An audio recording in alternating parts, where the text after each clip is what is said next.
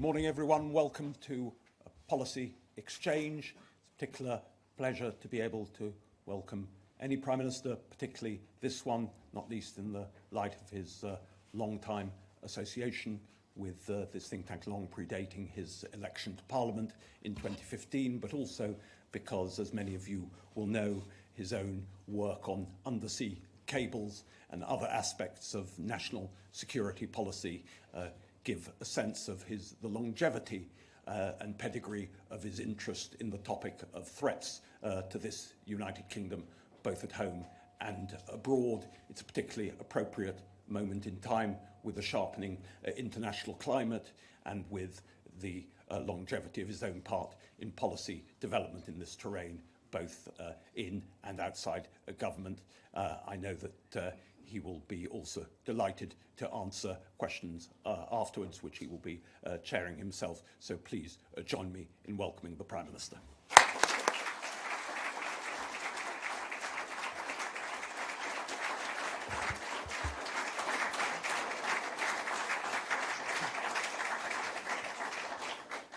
Well, Dean, thank you for that warm welcome and your superb leadership of Policy Exchange.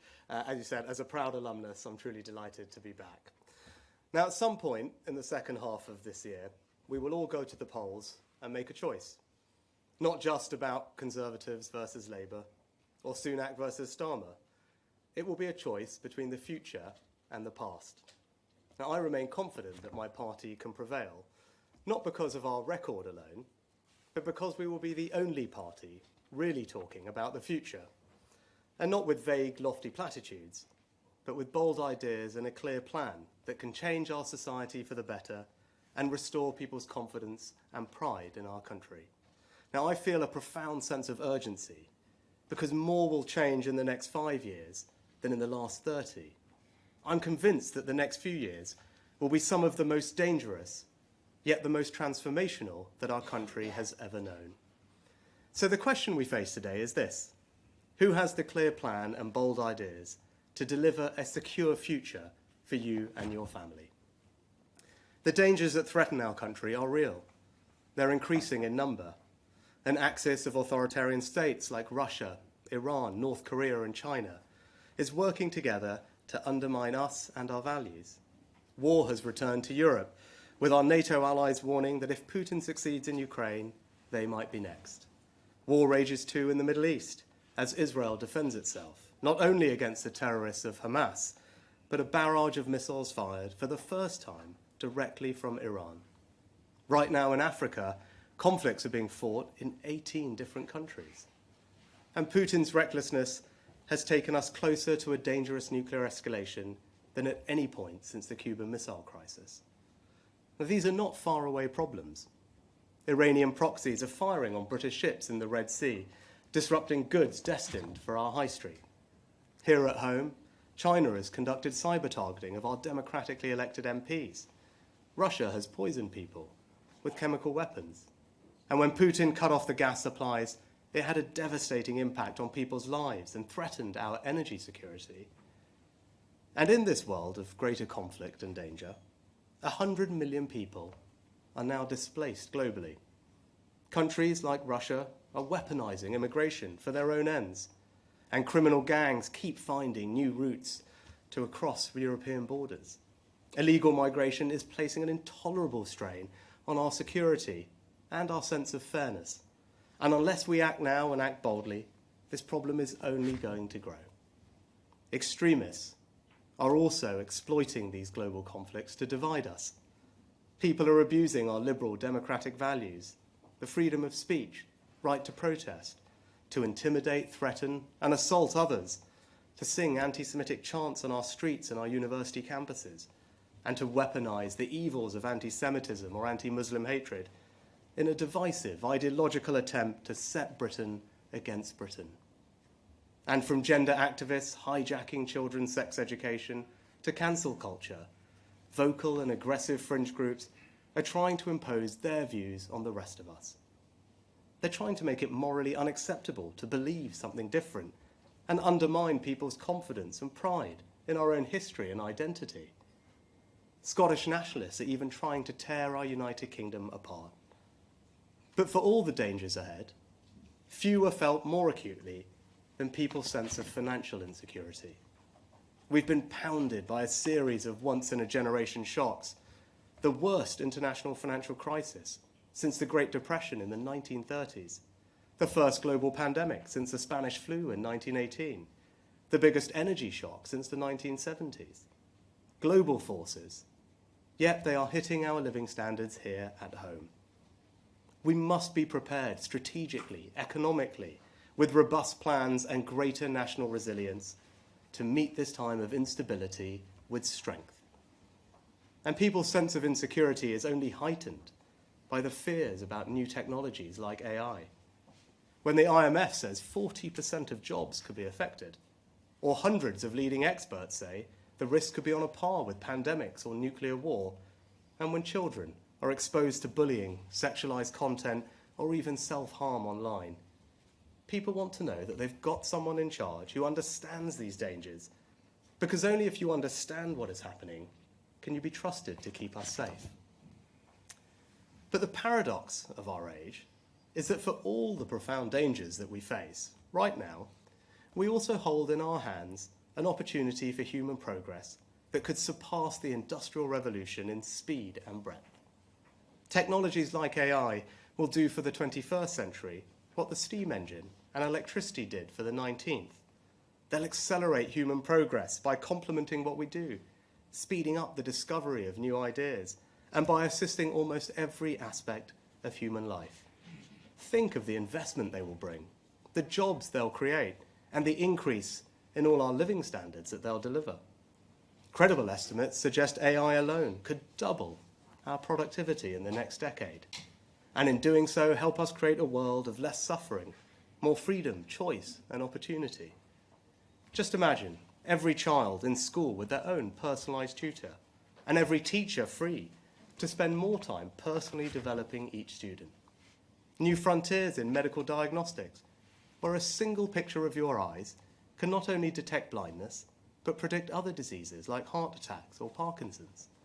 And counterintuitive as it may seem, throughout human history, the greatest breakthroughs of science and learning have so often come at the moments of greatest danger.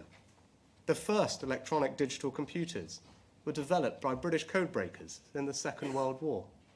Solar technology went from powering pocket calculators to a viable commercial technology following the energy crisis of the 1970s. The fastest development and deployment of a vaccine in history came during the COVID pandemic. So it is incumbent upon us to make this a period not just of great danger, but great progress too. That's why we launched a bold plan to make science and technology our new national purpose. We're rightly proud of Britain's spirit of discovery and entrepreneurship that made us the leading country in the Industrial Revolution. But we can be just as proud, just as confident, just as optimistic about our future and our prospects to lead again in this new industrial age. And doing so will enrich our lives and create good, well-paid jobs in the growth industries of the future here at home. At the same time, new and fast-growing economic superpowers like India, Indonesia, and Nigeria are significantly reshaping the global economy. And just as this ever more interconnected world creates new dangers, it also creates new possibilities. The United Kingdom is uniquely placed to benefit. We've always been an open, trading, maritime nation, and Brexit has given the opportunity for us to trade even more. And we invent, discover, and produce new products and services that the world wants to buy. From aircraft wings in Filton, to financial services in Glasgow, to incredible cultural exports like film, music, and TV, or sports like the Premier League. Everywhere from rural Kenya to the cityscapes of South Korea, people stay up at all times of the day and night to watch their favourite British team. It's no wonder that Brexit Britain has leapt above France, Japan, and the Netherlands to become the world's fourth biggest exporter. And the more we export, the better our businesses will do, the more jobs we'll create, the more wealth we'll generate right across our country. So this is the opportunity before us. A world transformed by technological progress, huge global markets hungry for new talent, goods and services, And you can see it all around us. Two brothers from Merseyside sat around their kitchen table and built Castor, a £1 billion sportswear business, taking on global giants like Nike and Adidas. Their kit now worn by Red Bull Formula One and Bayer Leverkusen. British companies and workers right across the country are pioneering offshore wind and exporting it around the world. Now already we've built the world's first floating offshore wind farm, and our innovations have helped reduce the cost of wind energy by around 2/3 and increase the size of the turbines to the equivalent of the Eiffel Tower with blades bigger than Big Ben. And you can see the opportunity too in healthcare, giving people longer, healthier lives. In Denmark, Novo Nordisk created the Ozempic drug, which is not only helping to tackle chronic disease globally, but single-handedly grew Denmark's entire economy last year. So all this progress should show us that while this is one of the most dangerous periods we've ever known, it will also be one of the most transformational. And if we make the right choices, if we have a bold enough vision, then we should feel confidence, pride, and optimism that Britain's future is secure. So my point is this: our country stands at a crossroads. Over the next few years, from our democracy to our society to our economy to the hardest questions of war and peace, almost every aspect of our lives is going to change. And how we act in the face of those changes, not only to keep people safe and secure, but to realise the opportunities too, will determine whether or not Britain will succeed in the years to come. And there is an important choice facing the country. Because despite having 14 years with nothing to do but think about the future, Labour have almost nothing to say about it. No plans for our border, no plans for our energy security, no plans for our economy either, and no principles either. Keir Starmer's gone from embracing Jeremy Corbyn to Natalie Elphicke, all in the cynical pursuit of power at any price. So Labour have no ideas. What they did have, they've U-turned on. They have just one thing, a calculation that they can make you feel so bad about your country that you won't have the energy to ask what they might do with the incredible power that they seek to yield. Now, I'm not saying that the past doesn't matter. I know people are feeling anxious and uncertain, that their sense of confidence and pride in this country has been knocked. I understand that. I accept it, and I want to change it. But what I cannot accept is Labour's idea that all the worries you have are because of 14 years of Conservative government, that all you need to do is change the people in office and these problems will magically disappear. It's just not true. In the last 14 years, we've made progress in the most difficult conditions any governments have faced since the Second World War. A world-leading economy. We've seen the third highest growth rate in the G7 and created 4 million jobs, 800 a day. We took difficult decisions to restore our country's financial security and control national debt. And that allowed us to support the country through COVID, deliver the fastest vaccine rollout in the world, provide record funding to the NHS, and protect pensions with the triple lock. We've reformed welfare by capping benefits and introducing universal credit to help people into work. We've reduced absolute poverty, pensioner poverty, child poverty. We've cut carbon emissions by a third, maintained our position as NATO's second biggest defence power, halved violent and neighbourhood crime, and improved standards in our schools with English school children not just the best readers in the UK, but in the Western world. We've legislated for equal marriage, and it is now not even surprising for people from ethnically diverse backgrounds to lead Scotland, Wales, and the United Kingdom. And the economy now decisively has momentum. Inflation down from over 11% to 3%. Wages rising faster than prices. And in the first quarter of this year, we grew faster than France, Germany, Japan, Italy, and even America. The plan is working, so we must stick to it and not go back to square one. And when Labour ignores the achievements of the last 14 years, or try to reduce the last 14 years to 49 days, remember what they're actually doing is trying to distract you from the thing that matters most, the future. Now I'm clear-eyed enough to admit that yes, maybe they can depress their way to victory, with all their talk of doom loops and gaslighting and scaremongering about pensions. But I don't think it will work. Because at heart, we're a nation of optimists. We're not blind to the challenges or threats that we face.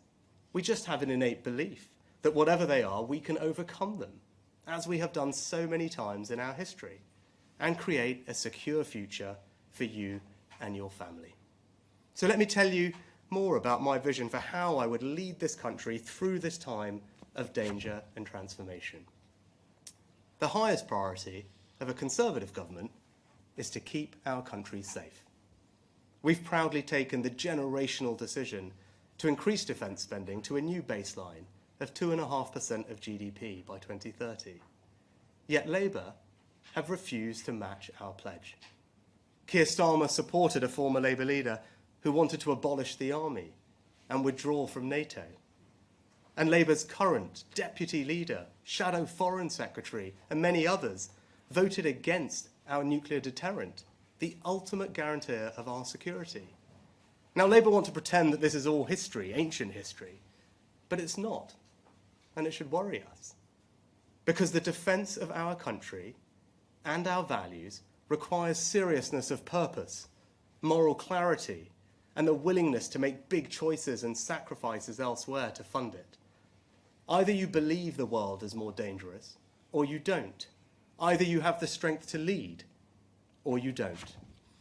And yes, the global displacement of 100 million people is a new and defining challenge of our age, but we can and will protect ourselves against illegal migration. Because only we Conservatives have the strength to challenge conventions and do something different about it. Tinkering just won't work. That's why we're pioneering the Rwanda scheme. And so when people see that if they come here illegally, they will be swiftly detained and removed, they will be deterred from making that perilous journey, stopping the boats and saving thousands of lives. Now, I know that our international frameworks are outdated, so there may be flashpoints ahead with the ECHR. And if the Strasbourg court make me choose between the ECHR and this country's security, I will choose our country's security every single time.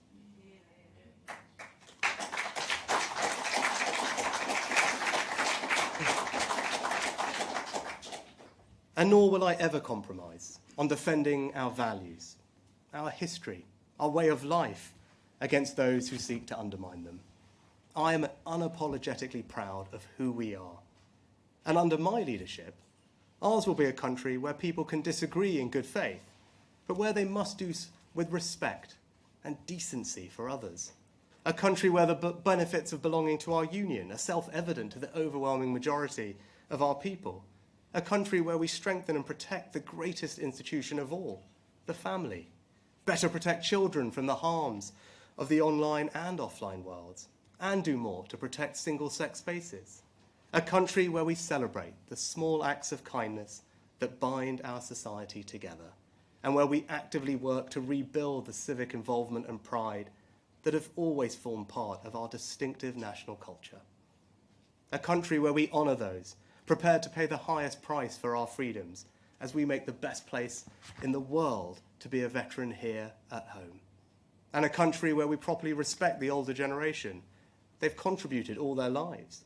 So whatever the triple lock costs, it's morally right to give older people dignity and comfort in retirement. But as well as strengthening our national security and restoring pride in our national culture, we'll also protect you from the dangers of a more unstable world by giving you greater peace of mind over your financial security. And people have been struggling to make ends meet. I know that. In the last few years, you've seen rising energy bills, mortgage rates, the cost of the weekly shop. And I hope have shown that through my time in office, that from furlough to support with your energy bills, the government I lead will always be there for you. But that's only possible if we take the tough decisions to strengthen the country's finances and control debt. And you can trust me to do that.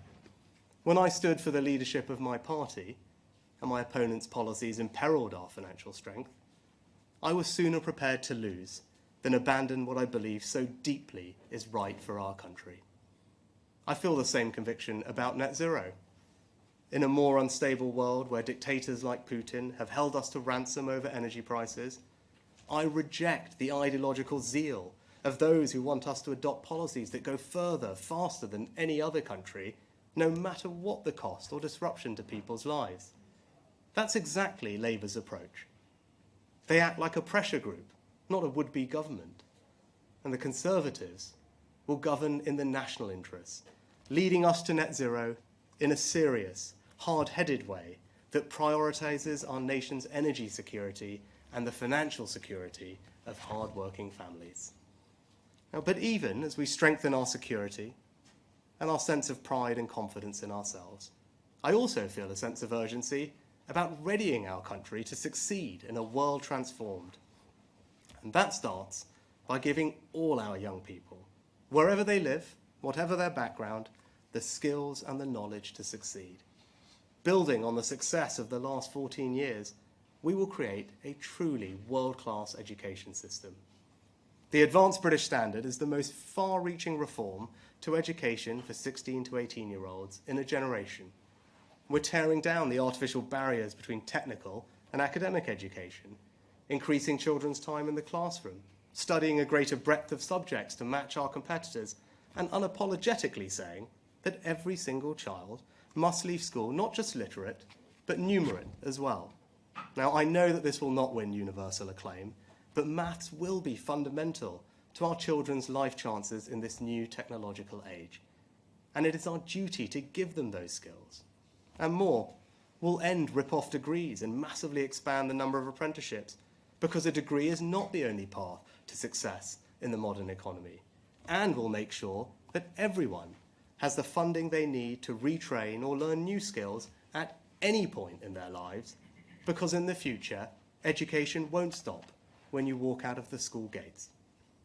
But for Britain to finish first in today's world, we don't just need the skills to succeed, we need to create a dynamic, innovative economy fueled by technological progress, so we lead in the industries of the future and help you and your family become wealthier and more economically secure.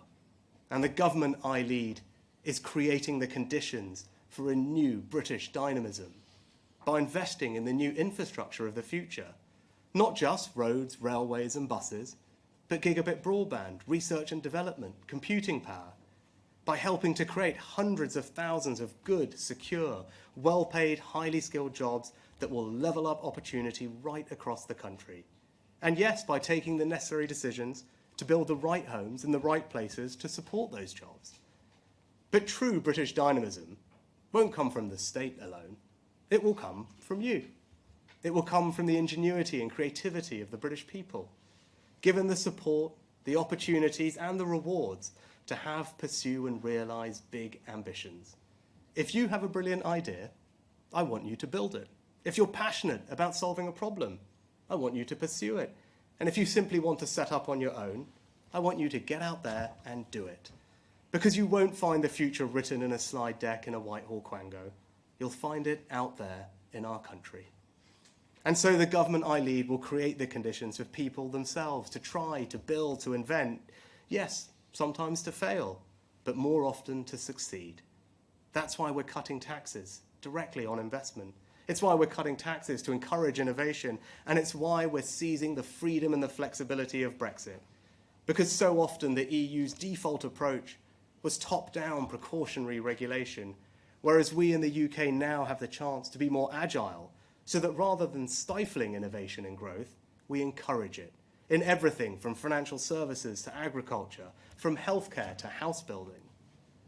And above all, we will reward hard work. Because you don't get anywhere in life without hard work. So we're making the tax system simpler, fairer and more rewarding, cutting national insurance by £900 for the average worker, alongside increasing the state pension by £900 this year. We're raising the national living wage to end low pay, and we're reforming welfare to make sure that work always pays, and our safety net is fair to those who pay for it. Not least because giving people support to get off welfare and into work gives them purpose, dignity and hope, and it is also the only sustainable way to cut legal migration. So a world-class education system, a dynamic, innovative economy, hard work valued and rewarded. That's how Britain will succeed in the future. That's how we'll grow the economy. And that's how we'll transform public services too. Imagine a welfare system where new technologies allow us to crack down on the fraudsters, exploiting the hard-working taxpayers who fund it. Imagine the huge opportunities to cut crime through technologies like live facial recognition, helping police catch wanted criminals, find missing people, spend more time on the beat. And imagine our NHS, still free at the point of use, but transformed for the future. A service staffed by tens of thousands more doctors and nurses, thanks to our long-term workforce plan. Backed by record funding made possible by years of fiscal discipline, with far greater choice over where you can receive your care, made as simple as choosing what to watch on iPlayer. And I believe there will be no more powerful example of what all the forces of British dynamism, innovation, scientific discovery, and technological progress can achieve than this: to address finally the fear of one word that still lurks in the back of everyone's minds, that touches almost every family in the country, and that envelops our whole world if we or a loved one hear it: cancer.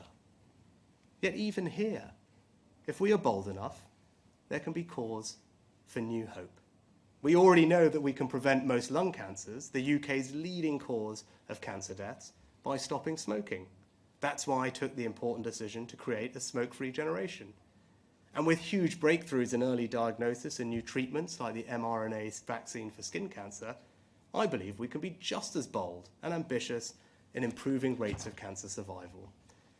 Because if we can bring together my vision of a country transformed with our world-class education system that trains PhD oncologists and apprentice lab technicians, and our dynamic economy that attracts investors and incubates the billion-pound biotech businesses of the future, our post-Brexit regulatory freedoms to approve trials in a safe but faster way, and the scale of our NHS to help us research and trial those new drugs in a way that no other country can, then just one example of the incredible achievements this country can make would be to make a generational breakthrough against this cruel disease and fundamentally change what it will mean for our children and grandchildren to hear the word cancer.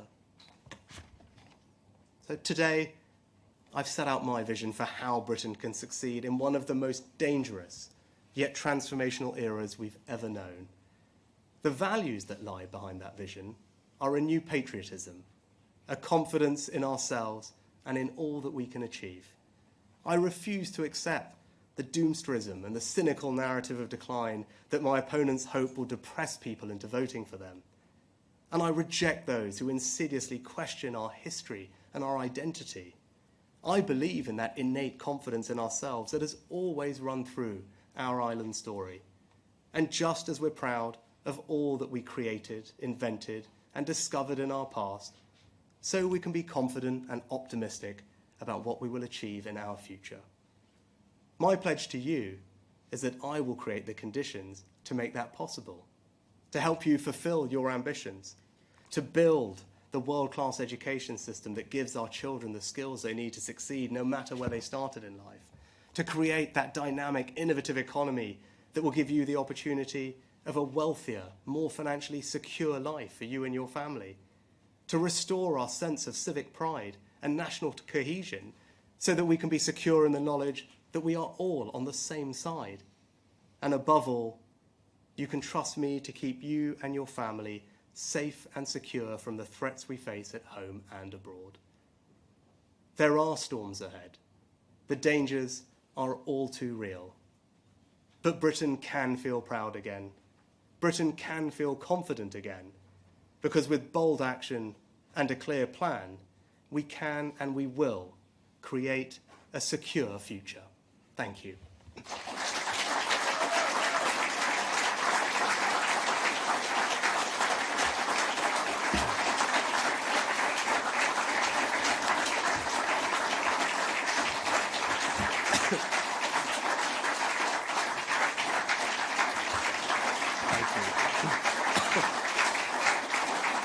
Thank you.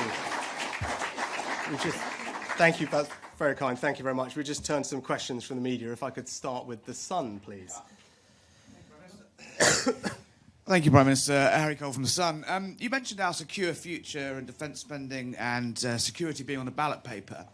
But when the Tories took power in 2010, defence spending was running at 2.47% of GDP. In 2015, after the annexation of Crimea, that fell to 2.03%. Despite your uplift as Chancellor, it's still lower today as a percentage than when your party took office 14 years ago. And it won't hit 2.5% until a long time after the next election. So you talk of all these profound dangers, but aren't you coming to this far too late?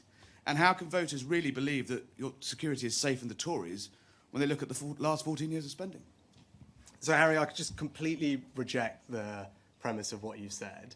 When the last Conservative government came into office in 2010, the country was bankrupted.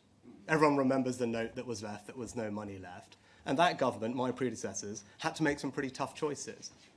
But they decided, rightly, to prioritise defence spending.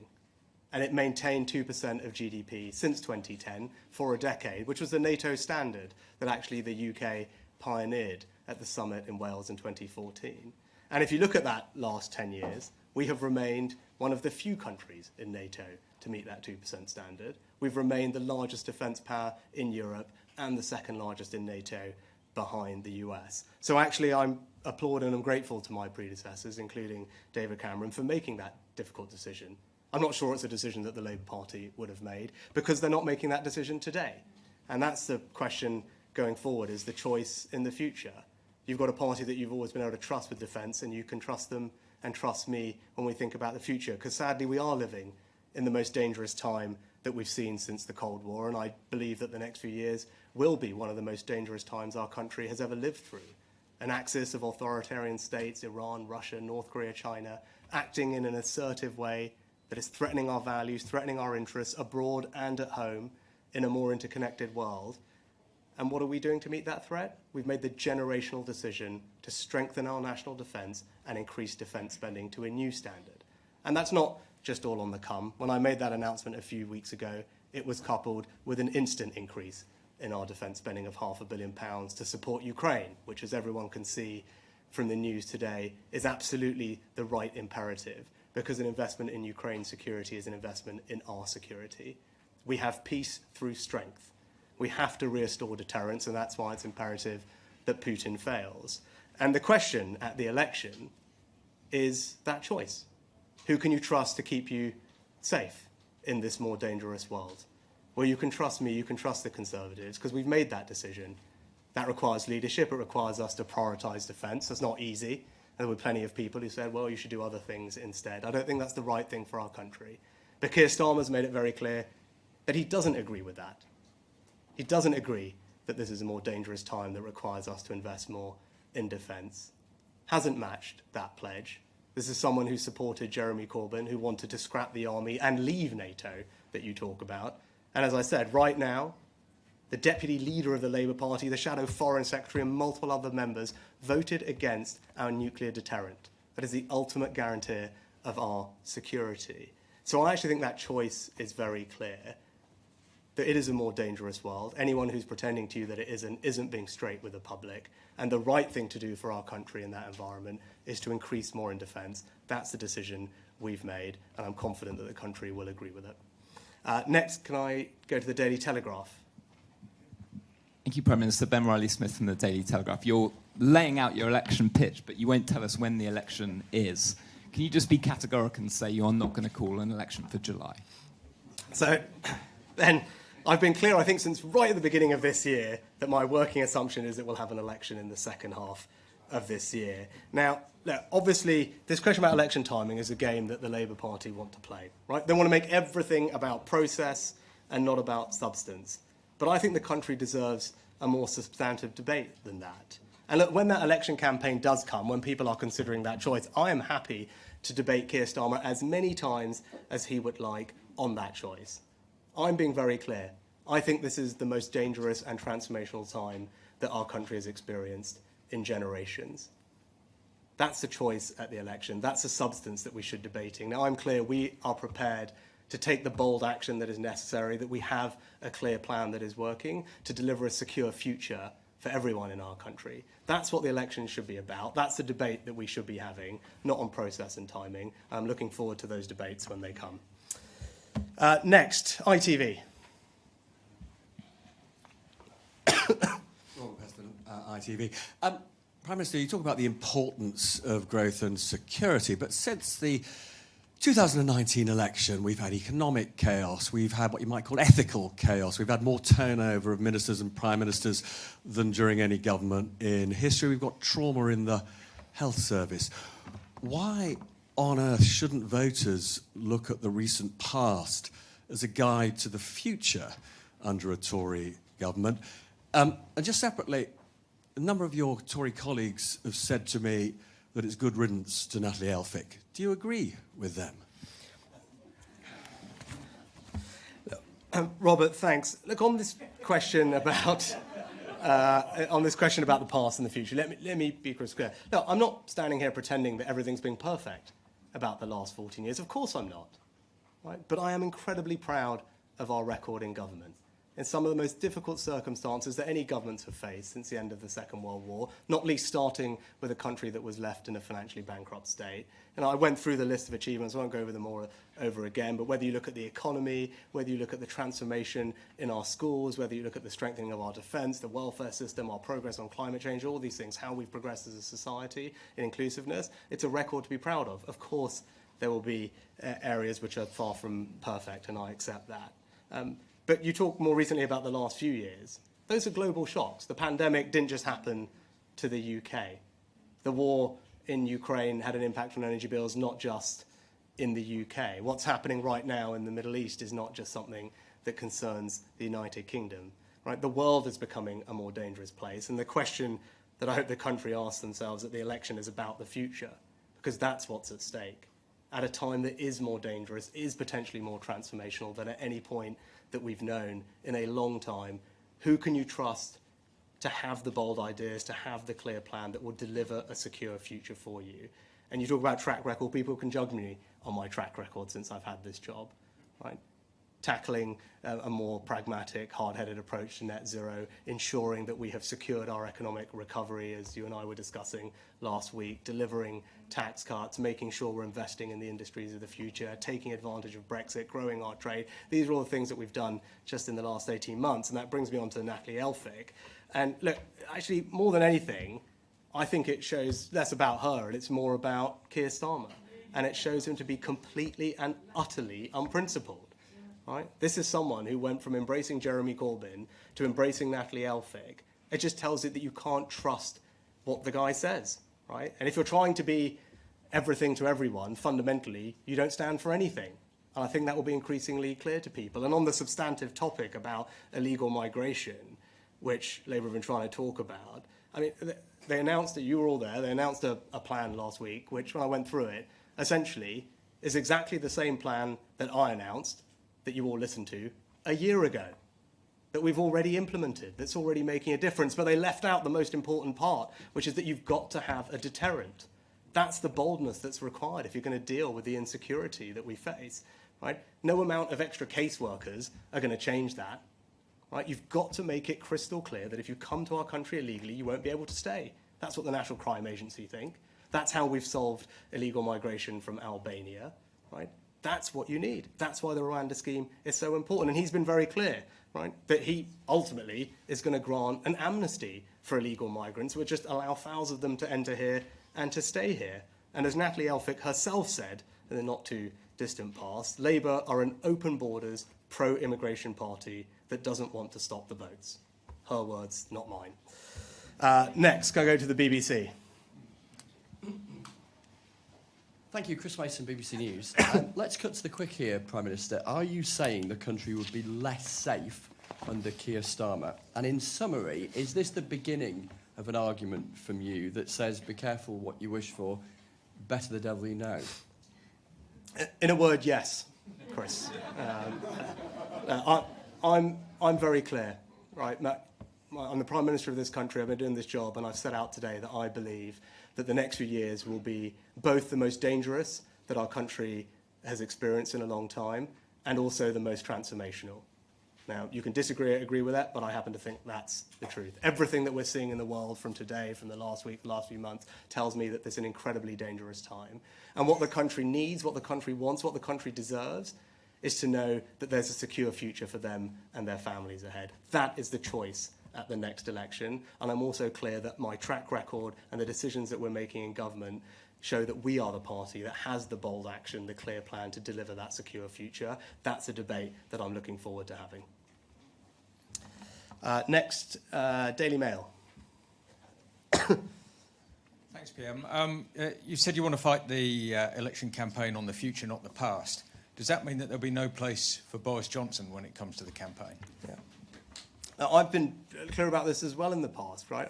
I want every Conservative who shares the vision that I do to be part of that campaign, to fight for the things that we believe in. Now, ultimately, look, of course, the Conservative family is a broad church, but we're united by a set of values.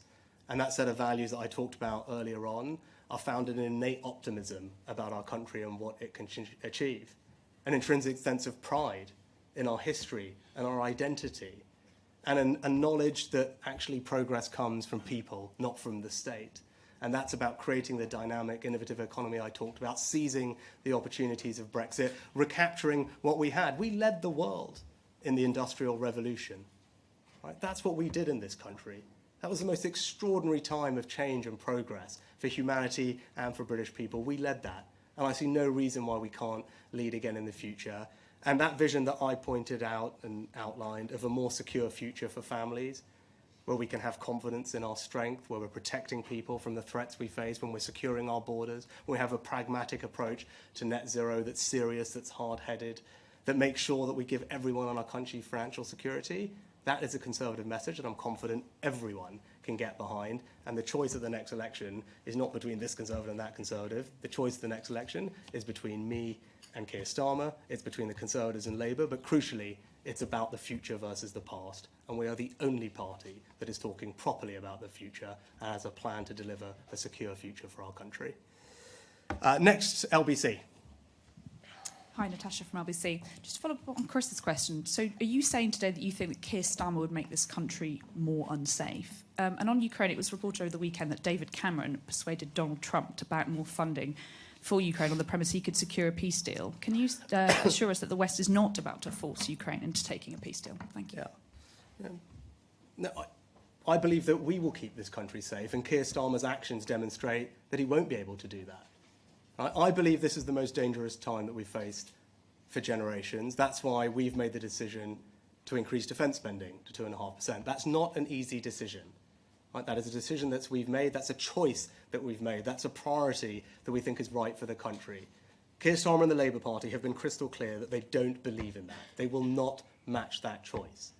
Right? So there's no way you can keep the country safe and secure from the growing threats we face. Iran, China, North Korea, Russia acting together, unless you are prepared to invest in our defence. It's as simple as that. There's a very clear dividing line there, which I'm sure everyone can appreciate. And at the end of the day, when it comes to this question, right, his track record will tell you that. And I don't say this for political point scoring, but that is just the reality of the situation.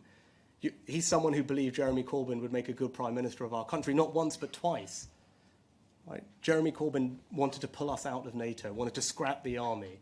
Multiple members of the government that Labour would provide don't believe in a nuclear deterrent. So I don't see how you can, with a straight face, say to the country, yes, I'm prepared to do what it takes to keep you safe. The evidence just doesn't suggest that at all.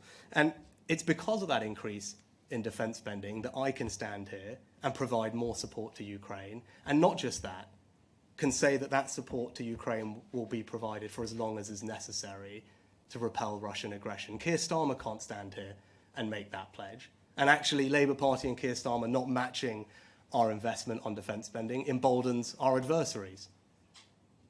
What do you think Putin thinks when he sees that?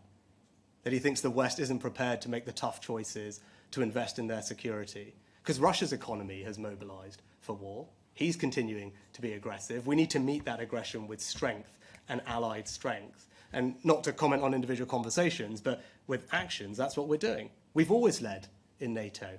The 2014 summit here in the UK We set the 2% pledge, one of the few countries to meet it for a decade. And we're doing the same thing again now.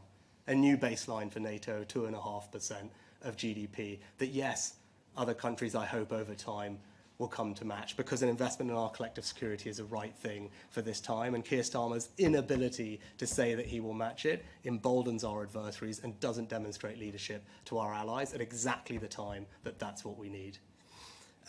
Next, could I go to Sky?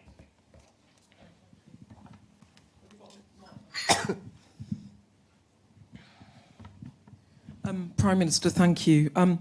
After the local elections, you said the results suggested we're heading for a hung parliament with Labour as the largest party.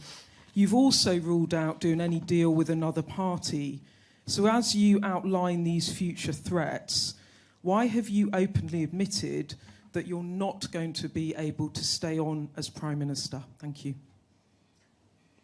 Sorry, Beth, I'm not entirely sure I understood the question, but Well, what I would say is that it wasn't me who said those things. That was independent election analysts who made those points about the results of the local elections. You know, my point is we've had the local elections now.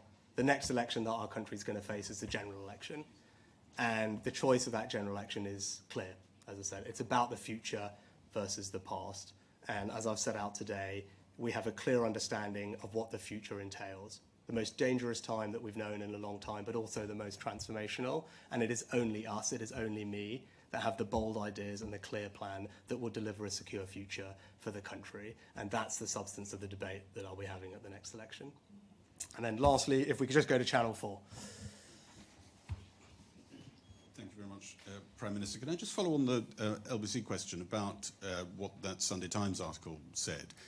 It had some pretty direct quotes from Donald Trump. The suggestion was that we were encouraging him to think that a standoff between Ukraine and Russia would be a useful position for him to inherit if he comes to the White House, because that way he could put a deal on the table. Are we now in favour of a deal? It sounds from those quotes as though we are. And very quickly, if I may, because you were asking the country to trust not just you, but the Conservative Party. It's only a few months since you were saying they were part of the failed consensus of the last 30 years. You're now drawing our attention to the record that people should be proud of over the last 14 years. Which is it? And do you even trust the Conservative Party? It's not that long since you thought a marauding mob of people with letters were coming after you, is it? So I haven't seen this Sunday Times article, so forgive me for that. But what I can tell you very clearly is that we have led when it comes to Ukraine, right?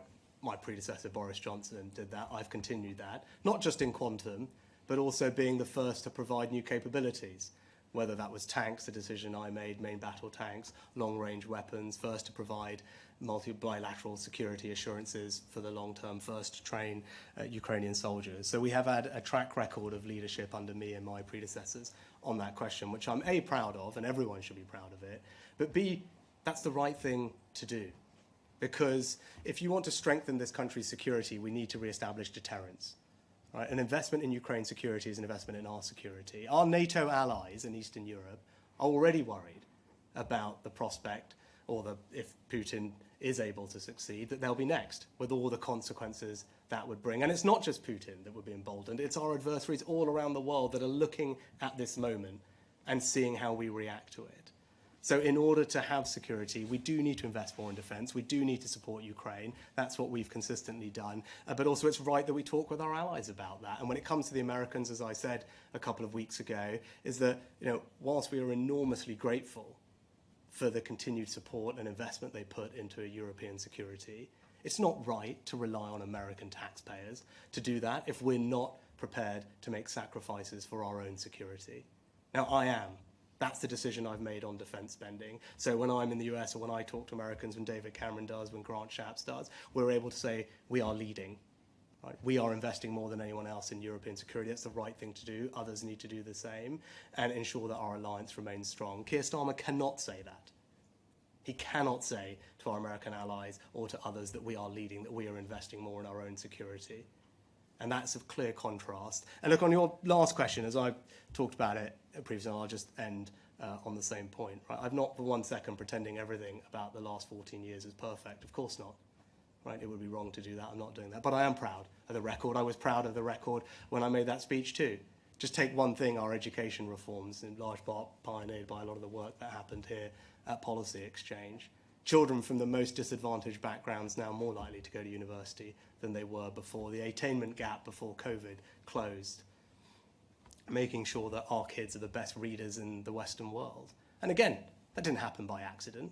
It certainly is not happening in Wales, which Labour is in charge of, or in Scotland, where the SNP are in charge of. It happened here in England under a Conservative government. And I've always believed that the closest thing we have to a silver bullet is education. If you can create a world-class education system in the way that I described, that's how you transform people's lives for the better. That's how you give people the opportunity to flourish and build financial security in this new world. That's what this Conservative government has done over the last 14 years, together with providing the financial security that we've needed so that we can respond to the shocks out there and continue to keep this country safe. So yes, I am proud of that, and I will always be proud of that. But the choice of the election is about the future. In a more dangerous time, who can you trust to keep you safe? And it is only the Conservatives that have the bold actions required, the clear plan required to keep this country safe and give our families a secure future. Thank you very much.